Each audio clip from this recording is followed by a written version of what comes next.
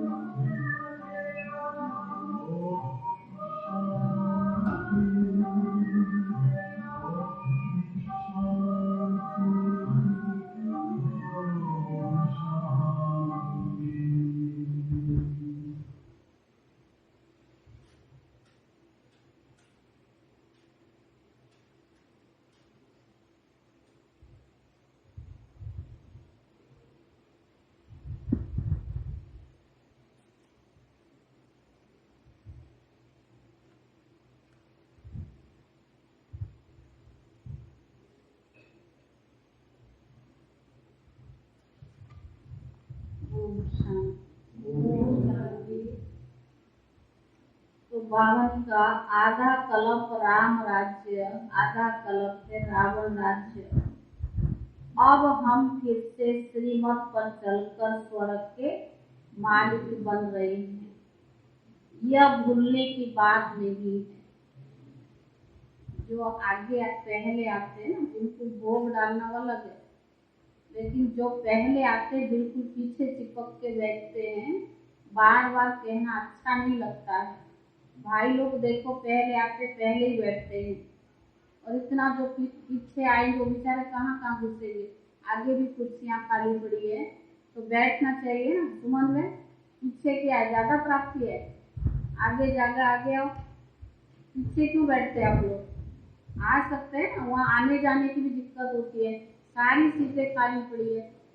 फिर वो जो पीछे आते हैं वो भरा हुआ लगता है, ऊपर चले जाते हैं। बहुत सारे जगह खाली पड़ी है, उधर से घूम के आओ। आना पहले आते हो, बैठना चाहिए ना, वहाँ कुर्सी हटा दो बिल्कुल, आने जाने के लिए भी दिक्कत होती है। रोज बोलते हैं जो पहले आते हैं वो पहले बैठो। तो नर्सरी के बच्चे थोड़ी है जो रोज रोज बोलना पड़े। और आगे तो जो वैसे भी स्कूल में भी जाओ ना, हर कोई आगे बैठना पसंद करता है। यहाँ तो उल्टी कहानी, पहले आते हैं और पीछे, बिल्कुल पीछे लास्ट कुर्सी में। अच्छा लगता है क्या? और जो पीछे जिनकी भी सरकमस्टेंस जैसे है, वो पीछे, ऊपर नहीं जाओ, आगे इधर जगह है, वो पीछे आते तो उनके लिए भी जगह नहीं होती, मुश्किल होता है। तो बाबा ने कहा कि समझाने के लिए बाबा बोर्ड आदि बनवा रहे हैं। देवताओं की शकल कितनी हर्षित मुख है, जानते हुए वो स्वर्ग के मालिक थे। समझाने के लिए बाबा बोर्ड आदि भी बनवा रही है। हेवनली गॉड फादर की महिमा ही अलग है, और हेवन की प्रिंस की महिमा अलग है। वह रचयिता और वह रचना। तुम बच्चों को समझाने के लिए बाबा युक्ति से लिखते रहते हैं, तो मनुष्यों को अच्छी रीति समझ में आए। जिनको परम पिता परमात्मा कहते हैं वही पतित पावन है। वह बेहद का रचयिता है, रचेंगे भी जरूर स्वर्ग। सतयुग त्रेता को मनुष्य स्वर्ग कहते हैं। स्वर्ग और नर्क आधा आधा हो जाता है। सृष्टि भी बराबर आधा आधा है, नई और पुरानी। उस जड़ झाड़ की आयु कोई फिक्स नहीं होती है, इस झाड़ की आयु बिल्कुल फिक्स है। इस मनुष्य सृष्टि झाड़ की आयु पूरी एक्यूरेट है। ऐसे ही और कोई के होते नहीं है, एक सेकंड का भी फर्क नहीं पड़ सकता है। वैरायटी झाड़ है, एक्यूरेट बना बनाया ड्रामा है। यह खेल 4 भाग में बटा हुआ है। जगन्नाथपुरी में हंडा चढ़ाते हैं चावल का, उनमें वो 4 भाग हो जाते हैं। यह सृष्टि भी 4 भागों में बटी हुई है। इसमें एक सेकंड का भी कम जास्ती हो ही नहीं सकता। तुम जानते हो बाबा ने 5000 वर्ष पहले भी ये समझाया था, तो वो वैसे अभी समझा रही है। निश्चय है 5000 वर्ष के बाद फिर हेवनली गॉड फादर स्वर्ग की स्थापना करने वाला हमको स्वर्ग की बादशाही प्राप्त कराने के लिए लायक बना रही है। बाबा लायक बनाते हैं और रावण नालायक बनाते हैं, जिससे भारत कौड़ी जैसा बन पड़ा है। बाबा ऐसा हमें लायक बनाते जो भारत हीरे जैसा बन जाता है। नंबर 1 मर्तबे, जिससे भारत बाबा का नंबर 1 मर्तबे तो होते ही है। हर एक का अलग अलग कर्म बंधन और हिसाब किताब है। वही पूछते बाबा हम बारिश बनेंगे वा प्रजा, बाबा क्या कहेंगे? कोई कहते बाबा हम बारिश तो बाबा कहते अपना कर्म बंधन खुद देखो, कर्म अकर्म विकर्म की गति बाप समझाते हैं। बाबा हमेशा कहते अलग अलग राय पूछो अपने लिए, बाबा बताएंगे तुम्हारे हिसाब किताब किस प्रकार के हैं, तुम क्या पद पा सकते हो। सारी राजधानी स्थापन हो रही है, एक बाप की किंगडम स्थापन करते हैं, बाकी सब अपना अपना धर्म स्थापन करते हैं। सतयुग में लक्ष्मी नारायण का राज्य था। एक बावन का वह है उन्होंने प्रारब्ध, तो भी नंबरवार उन्होंने प्रारब्ध कैसे भपाई अभी तुम देख रही हो ना। बाबा कहते मैं कलप कलप के संगम युग पर आता हूँ। अनेक अनेक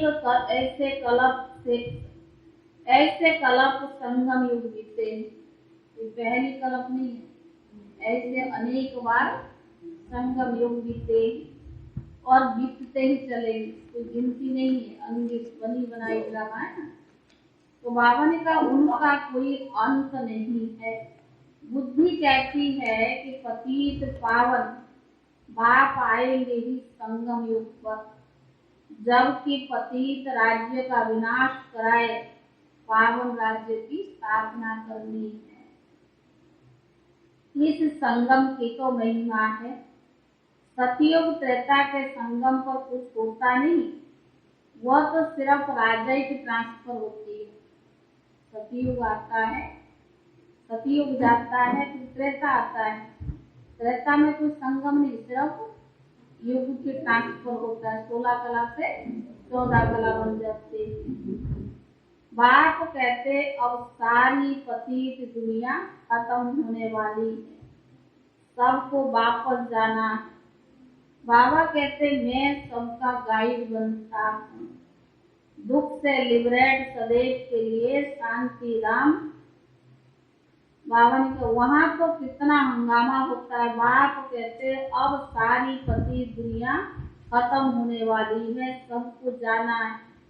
बाबा कहते मैं सबका गाइड बनता हूँ, दुख से लिबरेट कर सदैव के लिए शांति राम और सुख राम ले जाता हूँ।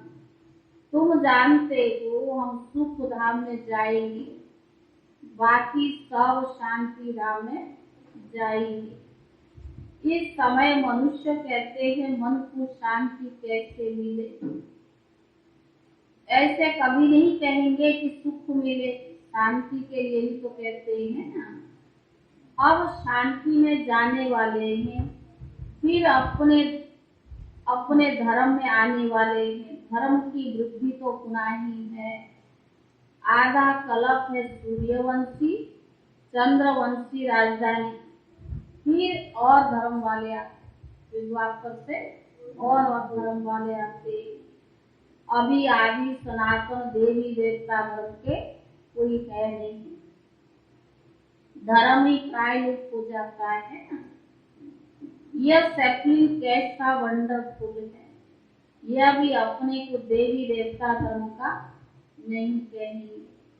बाबा समझाते जब ऐसी हालत होती है तब मैं आता हूँ, तो आदि सनातन देवी देवता धर्म का बिल्कुल प्राय हो जाता है अति। तो बाबा ने कहा तब मैं आता हूँ। अब तुम बच्चों को मैं सब शास्त्रों का राज समझाता हूँ। अब तुम जज करो कि कौन राइट, बाबा राइट है या जो धर्म स्थापक वो राइट है, कौन राइट है? रावण है ही रॉन्ग मत देने वाला, इसलिए अनराइटियस कहा जाता है। बाप है ही राइटियस, सच्चा बाबा सच्ची तो बताएंगे ना। सच खंड के लिए सच्चा ज्ञान भी देते हैं। बाकी ये वेद शास्त्र भक्ति मार्ग के हैं, कितने मनुष्य पढ़ते हैं, लाखों गीता पाठशालाएं हैं अथवा वेद शास्त्र आदि है।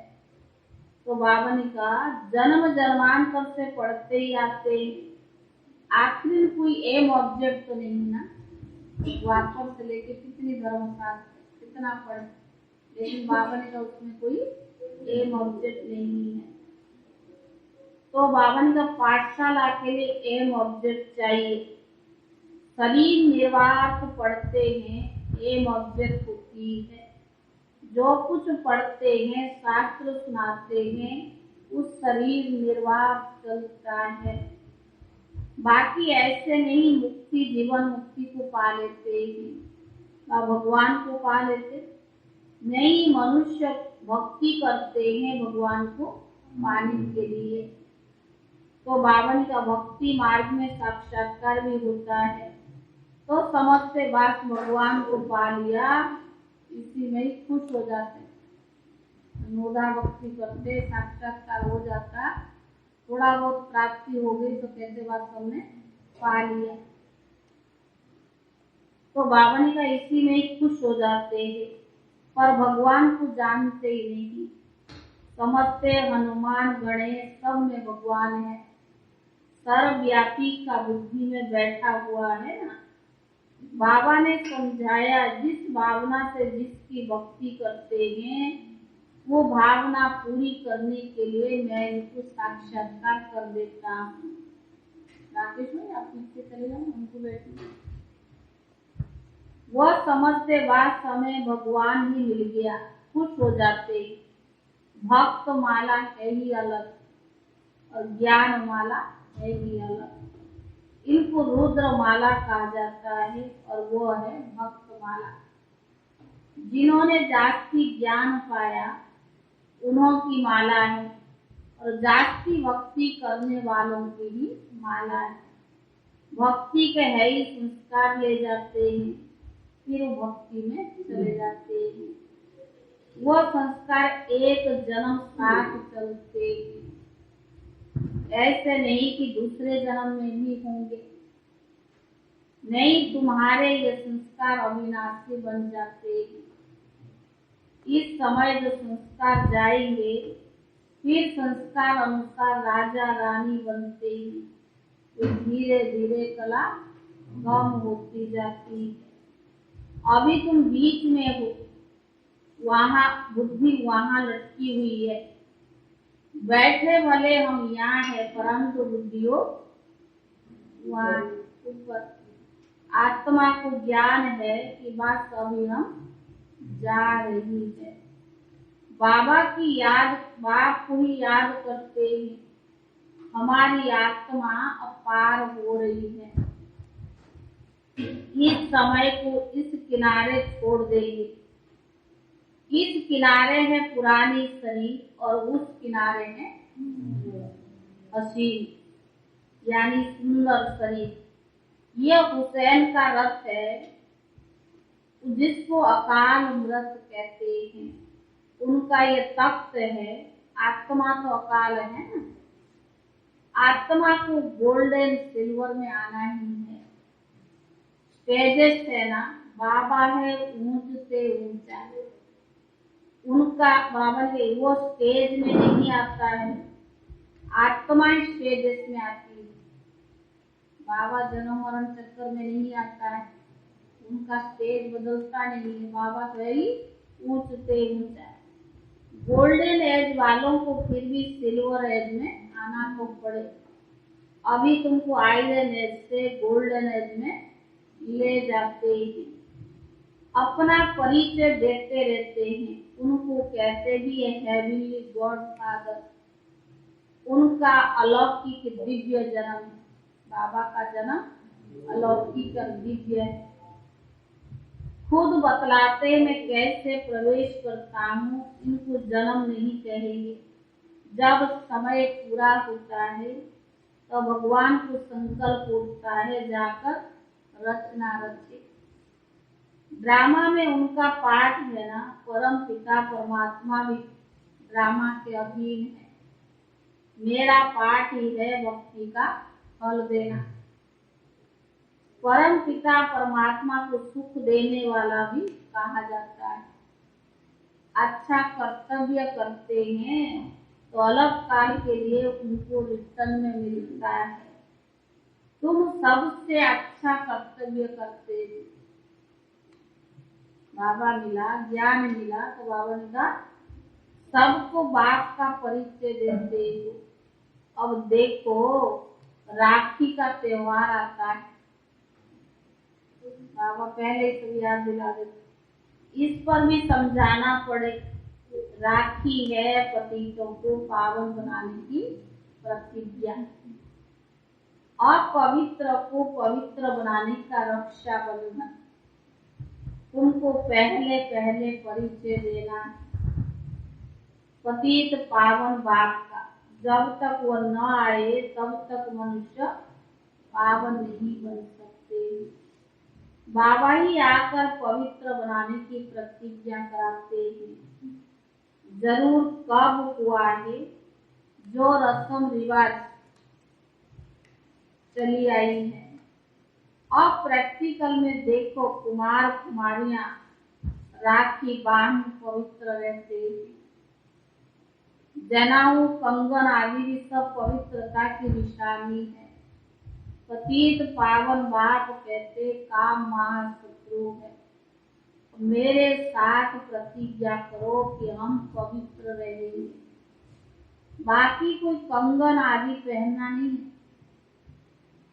बाप कहते प्रतिज्ञा करो, मुझे 5 विकार का दान करो।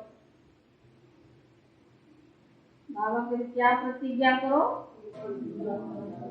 और कोई कंगन नहीं पहनना है। बाप कहते प्रतिज्ञा करो 5 विकारों को दान करो।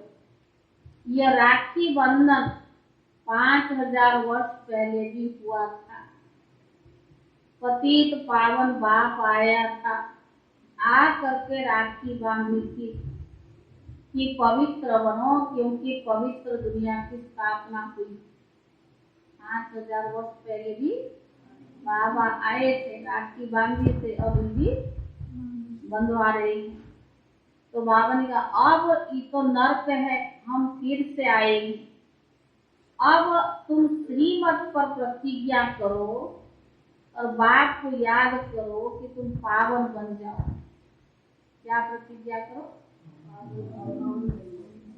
कैसे बनेंगे? बाबा ने कहा पवित्र बनो तब पावन दुनिया की स्थापना होगी। तो बाबा ने कहा श्रीमत पर प्रतिज्ञा करो कि बाप को याद कर तुम पावन बन जाए। अभी पतित मत बनो। तुम भी कहो हम ब्राह्मण आए हैं प्रतिज्ञा कराने। हम प्रतिज्ञा करते हैं कि हम कभी पतित नहीं बनेंगे। रक्षाबंधन का वास्तविक अर्थ यही है कि पवित्र बनना। परंतु ऐसे भी बहुत लिख कर खत्म हो गए, प्रतिज्ञा करके दिए भी और चले भी गए। अतीत पावन बाप आते ही संगम युग पर ब्रह्मा द्वारा आकर डायरेक्शन देते हैं। तो बाबा ने कहा बच्चे पवित्र बनो। यहाँ सबने प्रतिज्ञा की है, तुम भी जज करो, तभी बाप से वर्षा मिलना है। और जिसको भी राखी बांधते बाबा ने उससे भी ये प्रतिज्ञा कराओ। तुम ब्राह्मण बनेगो तो देवता बन जाएंगे। आगे आगे वो गुलाबी ड्रेस वाली, आप भी आगे आओ। पीछे क्यों बैठते हो? हैं? आपका नाम क्या है? वो आएंगे ना, पीछे भी आएंगे और पीछे बैठ जाए कोने में। मुरली सुनाई पड़ती है, ये इतनी सारी जगह पड़ी है, रोज रोज क्या कहेंगे? अरे मुरली तो सामने सुनाई पड़ती है ना, तो पीछे पीछे बैठते हैं। तो बाबा पहले सुधीर भाई बिठाते थे, वो कहाँ चले जाते, आजकल बिठाते ही। तो बाबा ने कहा हम ब्राह्मण प्रतिज्ञा करते हैं। अभी संगम पर ये पवित्रता की राखी बांधी हुई है, जो 21 जन्म तक पवित्र रहते हो। अब बाप कहते मामे कब याद करो। ऐसी ऐसी पॉइंट्स निकाल पहले ही भाषण बनाना चाहिए। ये रस्म कब से शुरू हुई है? 5000 वर्ष की बात है। कृष्ण जन्माष्टमी भी 5000 वर्ष की बात है। कृष्ण के चरित्र तो कुछ है नहीं, वह छोटा बच्चा है। चरित्र तो एक बाप का है जो चतुराई से बच्चों को कौड़ी से हीरे जैसे बनाते हैं। बलिहारी उस एक बाप की है और उसका बर्थडे मनाना कोई पावन का बलिहारी उस एक ही है और किसी का बर्थडे मनाना कोई काम की नहीं, सिर्फ बाबा के सिवाय और कोई काम का नहीं। बर्थडे मनाना चाहिए परमात्मा का बर्थडे। मनुष्य तो कुछ भी नहीं जानते। अच्छा मीठे मीठे चिट्ठी दे बच्चों प्रति माता पिता बाप दादा का याद प्यार और गुड मॉर्निंग। रूहानी बाप की रूहानी बच्चों को नमस्ते और रूहानी बच्चों की तरफ से रूहानी बाप दादा को याद प्यार और नमस्ते। धारणा के लिए मुख्य सार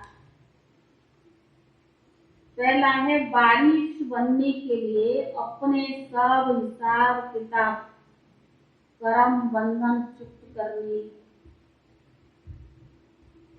बाप की जो राय मिलती है उस पर ही चलना। बारिश बनने के लिए अपने सब हिसाब किताब कर्म बंधन चुप्त करनी। बाप की जो राय मिलती है उस पर ही चलना। दूसरा, सबको बाप का सत्य परिचय दे पति से पावन बनाने का श्रेष्ठ कर्तव्य करना है।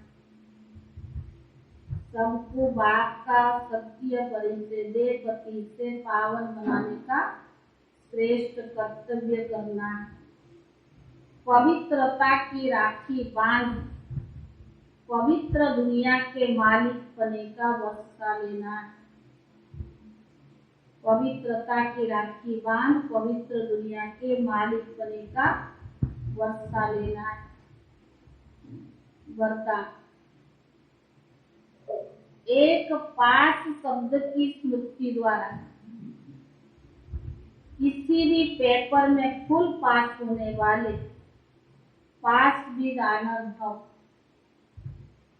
एक पास शब्द की स्मृति द्वारा किसी भी पेपर में फुल पास होने वाले पास विद ऑनर भव। किसी भी पेपर में फुल पास होने के लिए उस पेपर के क्वेश्चन के विस्तार में नहीं जाओ। किसी भी पेपर में फुल पास होने के लिए उस पेपर के क्वेश्चन के विस्तार में नहीं जाओ। ऐसा नहीं सोचो यह क्यों आया, कैसे आया, किसने किया। इसके बजाय पास होने का सोचकर पेपर को पेपर समझकर पास करो। इसके बजाय पास होने का सोचकर पेपर को पेपर समझकर पास करो। सिर्फ एक पास शब्द स्मृति में रखो कि हमें पास होना है। सिर्फ एक पास शब्द स्मृति में रखो कि हमें पास होना है, पास करना है और बाप के पास रहना है तो पास भी जानर बन जाएंगे। पास करना है और बाप के पास रहना है तो पास भी जानर बन जाएंगे। स्लोगन स्वयं को परमात्मा प्यार के पीछे कुर्बान करने वाले ही सफलता मूर्त बनते। स्लोगन है स्वयं को परमात्मा प्यार के पीछे कुर्बान करने वाले ही सफलता मूर्त बनते।